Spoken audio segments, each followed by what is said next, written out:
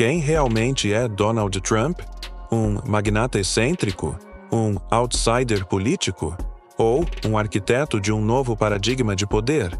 Por trás das manchetes, das polêmicas e do personagem midiático, esconde-se uma trajetória tão improvável quanto estratégica, marcada por alianças obscuras, decisões calculadas e movimentos que mudaram o rumo da história recente. Neste vídeo, vamos mergulhar fundo na jornada de Trump, desde os bastidores empresariais até os corredores da Casa Branca. Revelaremos conexões esquecidas, fatos pouco conhecidos e estratégias que desafiam a lógica tradicional da política. Prepare-se para enxergar com outros olhos aquele que virou símbolo de uma era. Curta, inscreva-se e ative o sininho. E ao final, compartilhe sua visão nos comentários. O que você verá aqui pode mudar sua forma de entender o poder. Tudo começa com um nome. E o nome Trump, para muitos, já soa como um símbolo de poder, riqueza e ostentação. Mas a história de Donald Trump não começa em uma cobertura dourada ou nas páginas das revistas de negócios. Ela começa décadas antes, com um império em construção silenciosa, pelas mãos de seu pai. Fred Trump, o verdadeiro arquiteto do império. Fred Trump, pai de Donald, não era um simples construtor. Era um estrategista, um empreendedor frio, metódico e implacável que enriqueceu durante a Grande Depressão e prosperou nos anos de guerra, construindo moradias populares em Nova York com financiamento público. Pouco se fala sobre como Fred foi investigado diversas vezes por práticas racistas e por barrar negros em seus conjuntos habitacionais. Em 1973, o Departamento de Justiça abriu um processo contra a empresa de Fred e Donald Trump, acusando-os de discriminação racial. Embora nunca tenham admitido culpa, firmaram um acordo judicial. Esse episódio marcaria o início de um padrão: escândalos seguidos de vitórias estratégicas. O jovem Donald observava tudo e aprendeu desde cedo que imagem é tudo e que, na América, percepção pode ser mais poderosa que realidade. A juventude e a construção do personagem. Donald nasceu em 1946, no pós-guerra, quando os Yuga viviam uma explosão de otimismo. Desde cedo, demonstrava ambição incomum.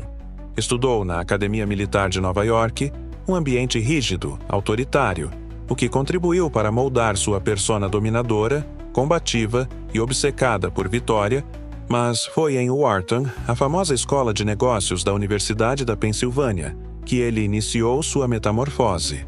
Trump percebeu que o segredo não era só saber fazer, mas fazer com que todos acreditassem que ele fazia melhor que qualquer outro. Seu verdadeiro talento não era o de construtor, mas o de vendedor de si mesmo. A Nova York dos anos 70. Oportunidade no caos. Na década de 70, Nova York estava à beira do colapso. A cidade enfrentava uma crise fiscal devastadora, prédios abandonados, criminalidade em alta. Muitos fugiam, mas Donald Trump via oportunidade. Com o apoio do pai e com contatos políticos, ele começou a comprar imóveis deteriorados por valores baixos, conseguindo isenções fiscais gigantescas e financiamento público. Algo que ele, ironicamente, criticaria anos depois em seus discursos contra o Estado Grande. Foi nesse cenário que Trump revitalizou o Commodore Hotel, transformando-o no Grand Hyatt, um marco que o lançou como o novo rosto da renovação urbana. A mídia, ávida por personagens, abraçou seu estilo ousado, sua fala direta, sua ostentação sem vergonha. Trump entendeu que, na Nova York dos tabloides, ser notícia era mais importante do que ser discreto. A ascensão do trumpismo na cultura. Com o sucesso do Grand Hyatt e de outros empreendimentos, Trump se tornou mais do que um empresário, virou uma marca. Seu nome passou a estampar cassinos, torres, limusines, revistas e, eventualmente, a televisão. Mas havia um detalhe: nem todos os negócios eram realmente lucrativos. O que sustentava a aura de sucesso era a construção narrativa, uma habilidade que Trump refinaria como ninguém. Nos anos 80, ele lançou o livro The Art of the Deal, que virou best-seller. Apesar de ser coescrito com o jornalista Tony Schwartz, o livro foi vendido como se fosse o manual de um gênio dos negócios. Trump virou símbolo da era do Yuppie, do self-made man, da cultura do ego em alta voltagem. Um reflexo de uma América movida por Wall Street, consumo e ambição. E por trás dos holofotes, no entanto, havia empréstimos bilionários, empresas fantasmas, manipulação contábil e, futuramente, falências múltiplas.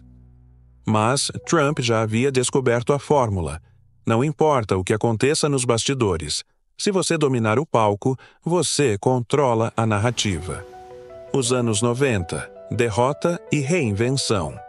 Com o colapso do mercado imobiliário no início dos anos 90, Trump quase quebrou. Devia mais de 9 bilhões de dólares, uma soma que colocaria qualquer outro empresário no chão. Mas, de forma surpreendente, os próprios bancos, aqueles que normalmente executariam suas dívidas, preferiram renegociar. Por quê? Porque Trump era maior do que seus ativos. Ele era uma figura midiática. Se quebrasse, os bancos perderiam não apenas dinheiro, mas também prestígio. Ele havia se tornado, literalmente, grande demais para falir. Um paradoxo que o transformou em algo mais que um homem, uma instituição da cultura americana. Foi nessa fase que ele reinventou sua imagem mais uma vez. De magnata quase falido, Trump se transformou em celebridade pop. Fez aparições em filmes, programas de TV, revistas de fofoca. E então veio The Apprentice. The Apprentice, o laboratório do mito. Em 2004, estreava O Aprendiz, reality show onde Trump desempenhava o papel de um CEO todo-poderoso que julgava jovens ambiciosos. O bordão "You're fired" virou febre nos Ixu. O que poucos sabiam é que o show foi cuidadosamente roteirizado para reforçar a imagem de um Trump poderoso, sábio, infalível. O produtor do programa revelou anos depois que muitas cenas foram editadas para esconder erros, gaguejadas ou decisões ruins. Ali, a América passou mais de uma década vendo Donald Trump como um símbolo de sucesso. Milhões de espectadores, semana após semana, foram alimentando a ideia de que aquele homem seria a solução para qualquer problema, inclusive para o país. Era o prenúncio de algo maior. Uma cultura de desilusão. O terreno fértil para o outsider. Enquanto Trump alimentava sua fama, os Utah viviam profundas transformações. Após os ataques de 11 de setembro, o país mergulhou em guerras longas e controversas. A crise financeira de 2008 destruiu a confiança nas instituições. Os escândalos políticos se multiplicaram. A classe média encolhia, a desigualdade crescia e a polarização ideológica atingia níveis históricos. Nesse terreno fértil de frustração e desencanto, a imagem do político tradicional começou a ruir. E foi nesse vácuo que Donald Trump emergiu, não mais como empresário ou celebridade, mas como uma alternativa. Ele não era político. Ele dizia o que queria. Era rico. E por isso, segundo ele mesmo, não precisava do dinheiro de ninguém. Era um homem livre, ao menos na narrativa construída. Poucos perceberam, naquele momento, que essa construção era tão estratégica quanto qualquer campanha milionária. Conclusão da parte 1. Uma imagem meticulosamente desenhada. A primeira parte da trajetória de Trump mostra uma verdade inquietante. A ascensão ao poder muitas vezes começa muito antes da política. Ela começa na construção da imagem, na manipulação da narrativa, no uso preciso da mídia e no domínio das emoções coletivas. Trump não surgiu do nada. Ele foi um produto do seu tempo, mas também um arquiteto dele. Um reflexo da cultura americana e, ao mesmo tempo, um de seus moldadores mais ousados. O que ele faria a seguir surpreenderia o mundo. Quando a política se torna espetáculo. No final da década de 2000, algo curioso começou a acontecer. Donald Trump passou de figura folclórica da elite americana para um comentarista político cada vez mais presente na mídia conservadora. Ele não ocupava nenhum cargo público, mas era tratado como uma voz influente, especialmente no programa Fox and Friends da Fox News. Trump começou a abordar temas políticos polêmicos com um estilo direto, provocador, quase caótico. Ele atacava imigrantes, questionava políticas comerciais com a China e, principalmente, lançou dúvidas sobre a legitimidade do presidente Barack Obama, alimentando a teoria de que ele não teria nascido no Zinewa. Esse movimento não foi ingênuo. Ao contrário, ele entendia o jogo. Em um cenário de crise de confiança, quem grita mais alto muitas vezes é quem é mais ouvido. Trump estava testando as águas. Estava sentindo o pulso de uma América frustrada e ressentida. E o que ele descobriu foi um terreno fértil para a insurreição política. As engrenagens invisíveis da pré-campanha. Muito antes de anunciar oficialmente sua candidatura, Trump já estava se cercando de figuras-chave. Estrategistas de guerra cultural, bilionários com agendas próprias e uma base crescente de apoiadores nas redes sociais e mídias alternativas. Foi nessa época que ele se aproximou de Steve Bannon, ex-estrategista da alt-right, editor do site Breitbart News, uma plataforma que misturava nacionalismo, teorias da conspiração, crítica à elite globalista e apelos emocionais ao cidadão comum. Mais do que um aliado, Bannon era um ideólogo. Ele via Trump como um instrumento do caos, alguém capaz de destruir o sistema político tradicional e inaugurar uma nova ordem populista e nacionalista. Bannon não estava sozinho. Bilionários como Robert Mercer e sua filha Rebecca Mercer também se aliaram ao projeto. Eles financiavam empresas de dados como a Cambridge Analytica, que mais tarde ficaria famosa por manipular o comportamento de eleitores através de algoritmos e psicometria. O que estava se formando não era apenas uma candidatura. Era uma engenharia política invisível, onde dados, mídia e psicologia de massas seriam usados como armas. O anúncio que virou terremoto. Em junho de 2015, Donald Trump desceu uma escada rolante dourada na Trump Tower e anunciou sua candidatura à presidência dos Estados Unidos. O discurso, transmitido ao vivo, chocou o país. Ele falou de construir um muro na fronteira com o México. Disse que os mexicanos estavam trazendo drogas, crime, estupradores. Chamou a política comercial americana de vergonhosa. Prometeu tornar a América grande novamente. A elite política e a mídia riram. Os analistas diziam que era uma piada, uma jogada de marketing, ou um delírio de ego. Mas eles subestimaram o que estava acontecendo nos subterrâneos da sociedade. Trump não estava falando para os salões de Washington, nem para os intelectuais de Nova York. Ele falava diretamente para o ressentimento, para a raiva, para o cidadão esquecido. E mais do que isso, ele falava como eles, sem filtros, sem correções políticas, com erros gramaticais, improvisos e ofensas. Era, paradoxalmente, sua imperfeição que o tornava autêntico, a máquina digital por trás da revolução. Enquanto os rivais democratas e republicanos gastavam milhões em campanhas tradicionais, Trump e sua equipe investiram pesado em microsegmentação digital. Com o auxílio da Cambridge Analytica e outras consultorias, eles criaram perfis psicológicos de milhões de americanos, usando dados do Facebook, cookies de navegação e enquetes disfarçadas. Com isso, podiam entregar mensagens personalizadas a cada tipo de eleitor, apelando a medos específicos, valores pessoais e inseguranças culturais. Essa estratégia, invisível para o grande público, foi uma virada de jogo. Enquanto os oponentes falavam sobre planos e propostas, Trump ativava emoções: medo, orgulho, raiva, ressentimento, patriotismo. Ele não vendia um plano, vendia um inimigo. E em tempos de crise, isso é extremamente poderoso. A linguagem como arma. Outro ponto fundamental da ascensão de Trump é sua linguagem. Ao contrário dos políticos tradicionais que falam com frases longas, termos técnicos e jargões, Trump se comunicava como um apresentador de televisão.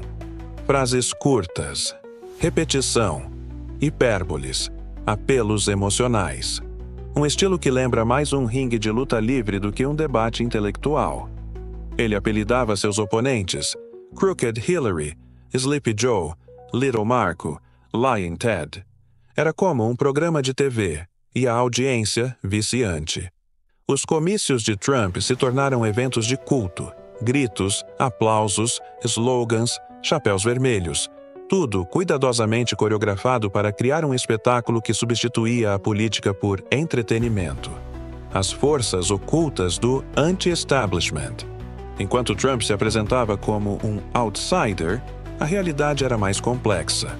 Ele recebeu apoio informal de diversos grupos com interesses próprios, desde empresários nacionalistas até grupos religiosos conservadores, passando por movimentos subterrâneos da internet, como o 4chan e fóruns da Deep Web. Muitos desses grupos viam em Trump um catalisador do colapso do sistema, alguém que poderia desmontar as estruturas que consideravam corruptas, a mídia, a elite globalista, o Estado profundo.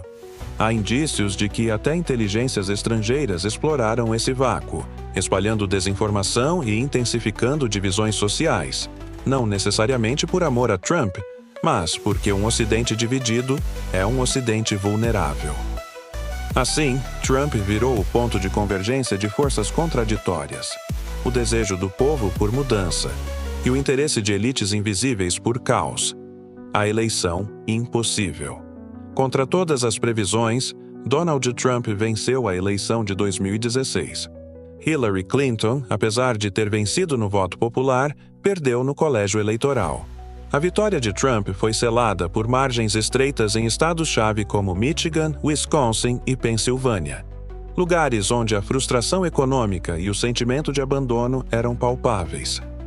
A vitória foi, em parte, fruto da falha dos democratas, mas também da eficiência cirúrgica da campanha de Trump em identificar nichos decisivos, usando dados, algoritmos e uma narrativa emocional.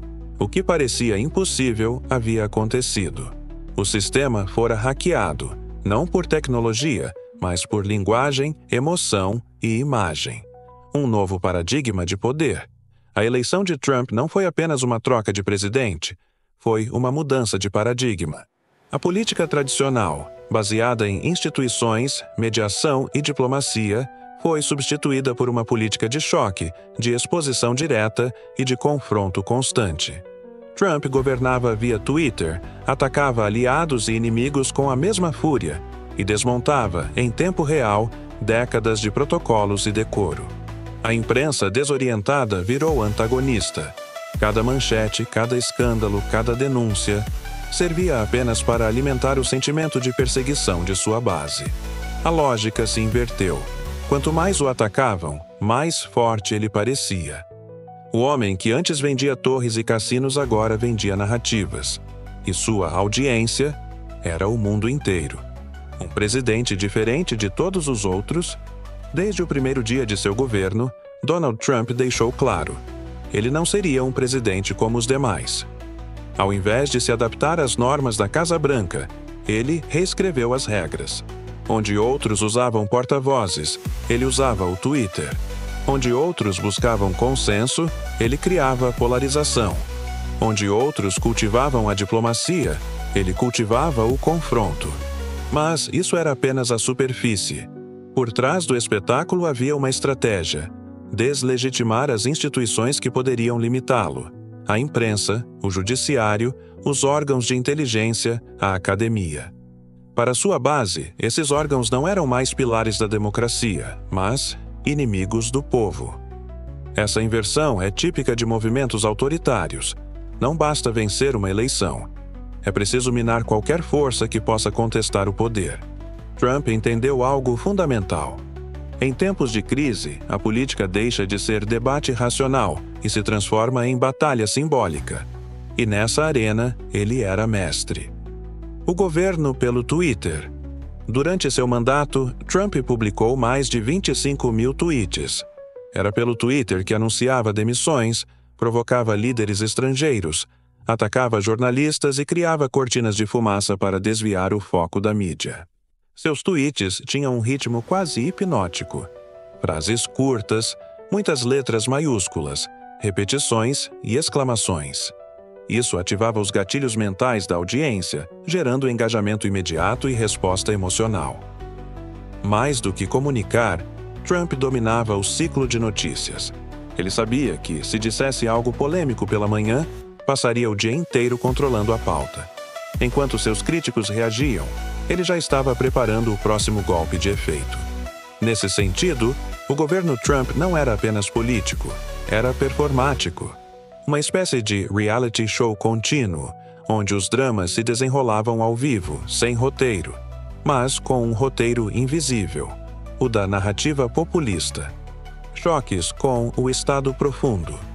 Durante o mandato, Trump travou várias batalhas com os chamados checks and balances, os mecanismos que equilibram o poder nos Imenquara. Ele demitiu diretores do FBI, confrontou juízes da Suprema Corte, atacou órgãos como o CDC, Centro de Controle de Doenças, e ignorou relatórios da CIA e do Pentágono. Ele afirmava estar lutando contra o Estado profundo, uma suposta rede de burocratas e espiões que conspirariam para manter o poder real nas sombras. Essa narrativa pegou. Para muitos de seus apoiadores, Trump era um herói solitário enfrentando um sistema corrupto e milenar.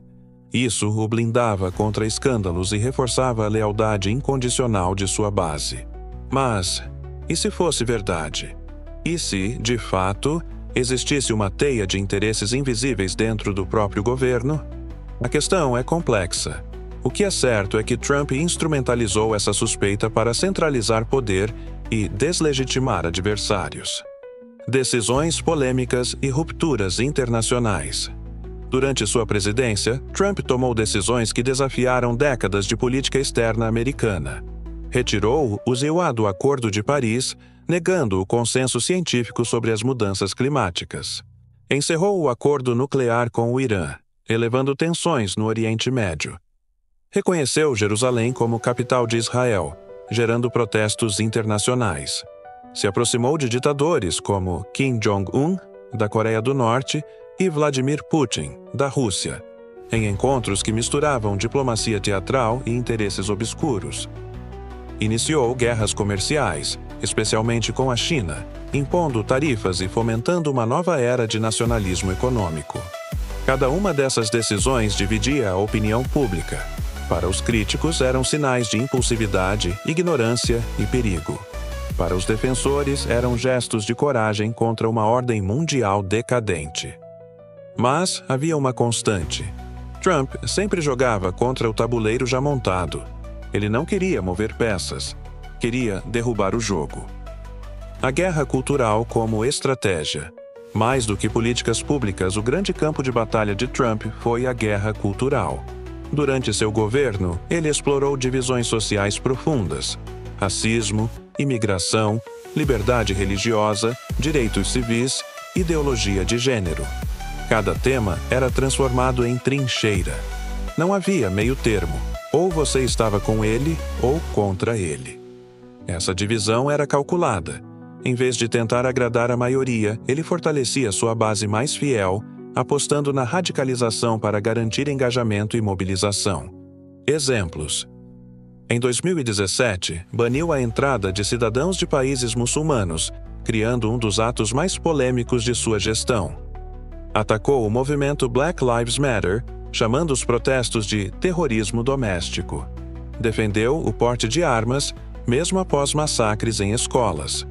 Criticou a doutrinação esquerdista nas universidades e lançou um plano para a educação patriótica.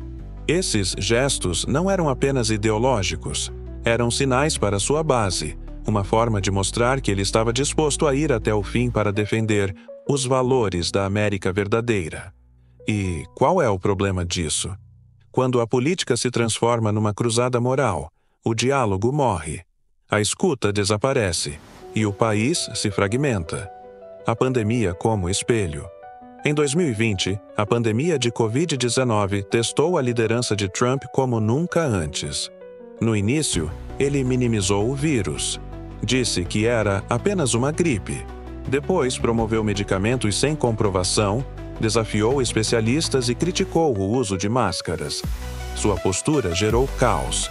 Governadores entraram em conflito com a Casa Branca. A polarização invadiu até os hospitais.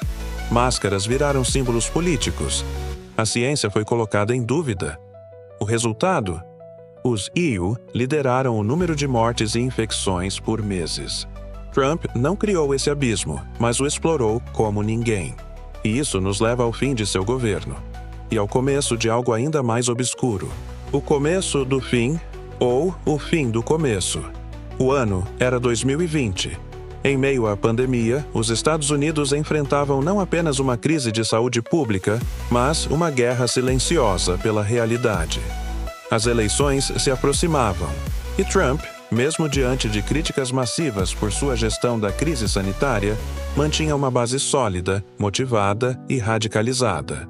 Sua mensagem era clara: se perder, foi fraude. E assim começou o embrião de um dos episódios mais dramáticos da história recente americana. Durante meses, Trump alegou, sem provas, que as urnas estavam sendo manipuladas. Disse que o voto por correio era inseguro, que os democratas estavam roubando a eleição e que as instituições não poderiam ser confiadas. Essas afirmações não eram apenas retórica. Elas eram uma preparação mental, um condicionamento coletivo, uma construção narrativa que culminaria num evento sem precedentes. 3 de novembro de 2020, a eleição mais tensa do século. Joe Biden vence as eleições com mais de 81 milhões de votos.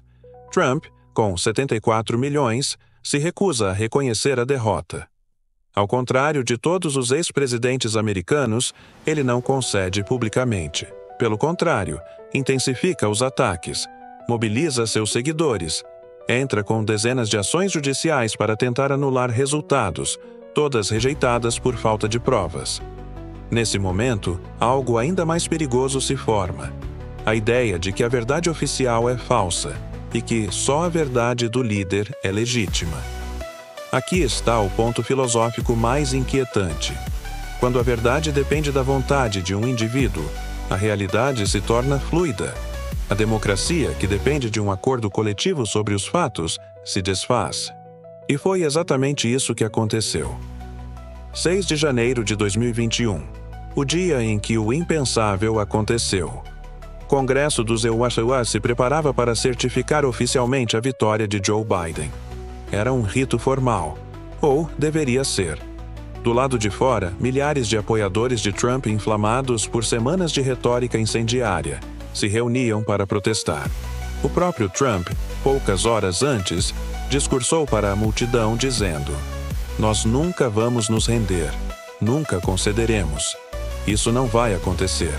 Se você não lutar como um condenado, você não terá mais um país."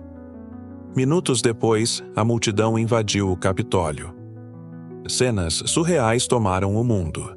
Homens fantasiados de guerreiros vikings, outros com armas e bandeiras confederadas, quebrando janelas, invadindo salas do Congresso, enfrentando a polícia. Senadores e deputados foram evacuados às pressas. Pessoas morreram.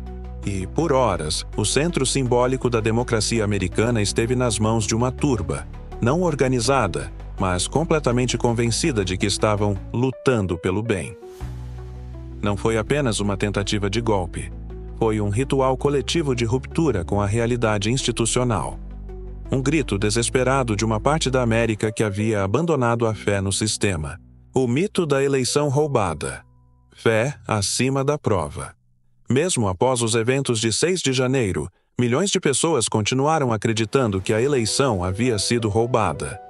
Não porque houvesse provas, mas porque a narrativa havia se enraizado. Essa é uma característica profunda dos movimentos messiânicos e autoritários. Eles não dependem de fatos, dependem de crença. E quanto mais você contesta essa crença com dados, mais ela se fortalece. Porque quem questiona se torna parte do inimigo. Aqui, a política se transforma em religião, e o líder em profeta. E isso levanta uma questão crucial. Estamos entrando numa era onde a fé política substitui o pensamento crítico, onde a identidade vale mais do que a lógica. A resposta do sistema: impeachment, censura, silêncio.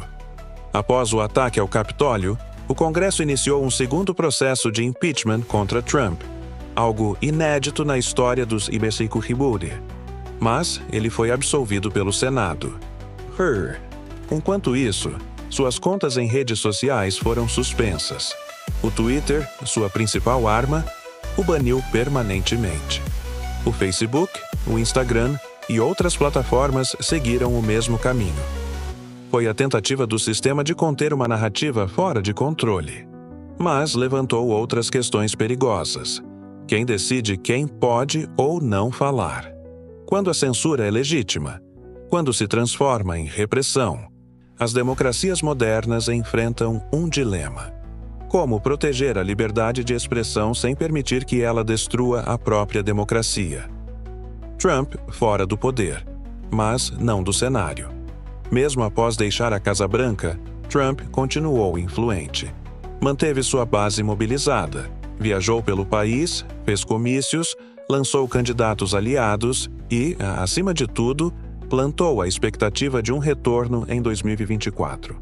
Mais do que isso, Trump criou um novo modelo de atuação política.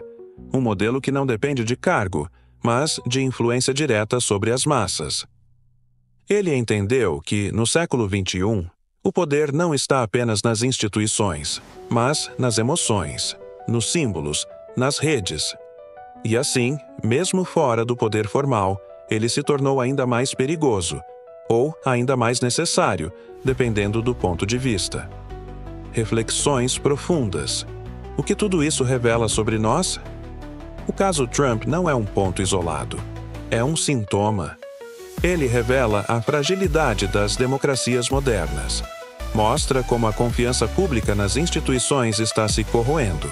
Mostra como a era da informação está se transformando na era da desinformação, onde cada pessoa habita sua própria bolha, sua própria realidade, seu próprio universo de verdades.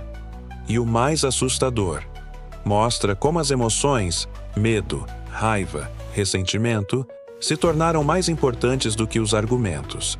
Em outras palavras, o colapso não é apenas político, é psicológico, é espiritual. Vivemos numa época em que a verdade foi privatizada, onde o que importa não é o que é, mas o que parece ser. E nesse mundo de ilusões, Trump é um arquétipo, não apenas um homem. Ele representa o ego inflado, o poder do desejo, a ilusão de controle. Donald Trump como símbolo, o mito do herói invertido. Donald Trump é mais do que um personagem político. Ele é um sinal dos tempos, um reflexo profundo de valores, feridas e sombras coletivas da civilização ocidental. Na linguagem dos mitos, ele não é o herói tradicional, aquele que salva o povo através do sacrifício e da virtude. Ele é o anti-herói, o que revela a falência de uma era, a crise do sagrado, o declínio de uma estrutura. Em termos junguianos, Trump representa o ego inflado, o arquétipo do rei tirânico, que acredita ser o centro do mundo e age a partir do impulso, da força e da autopreservação. Mas, como todo arquétipo sombrio, ele não aparece por acaso. Ele é invocado. Ele é o reflexo do inconsciente coletivo de uma civilização que perdeu o contato com o essencial, que substituiu o espírito pela performance, a ética pela imagem, a comunidade pelo individualismo. Trump foi o produto final de um sistema que adora a aparência, a fama, o espetáculo. E, ironicamente, foi esse mesmo sistema que tentou destruí-lo. O palco da história, repetições, padrões e lições esquecidas. Se olharmos com atenção para a história, perceberemos que Trump não é o primeiro, e não será o último, a encarnar esse arquétipo. Desde Nabucodonosor a Nero, de Napoleão a Mussolini, o mundo testemunhou diversos líderes que surgiram como redentores e terminaram como divisores. Homens que, em tempos de crise, canalizaram o medo, a raiva e o desejo do povo, prometendo ordem no caos, e terminando por aprofundar o abismo. Esses líderes emergem quando as instituições falham, quando o povo sente-se abandonado, quando a verdade parece relativa e a justiça seletiva. E é aí que o carisma supera a razão e o Salvador substitui o sistema. Trump apenas repetiu esse ciclo, um ciclo ancestral gravado nas pedras da história, onde a luz sempre convoca sua própria sombra. A pergunta é: por que caímos sempre na mesma armadilha? Trump como espelho. O que ele revela sobre nós? Mais do que qualquer coisa, Trump é um espelho coletivo. Ele revela, de forma crua e sem filtros, as contradições de nossa civilização. Sua ascensão mostrou que muitos ainda confundem poder com sabedoria, que há uma fome profunda por identidade, pertencimento e direção, que diante do medo e da incerteza, as pessoas buscam figuras fortes, mesmo que perigosas, que a verdade pode ser manipulada com a repetição de uma mentira, que o espetáculo substituiu o sagrado. Mas o que ele revelou sobre nós?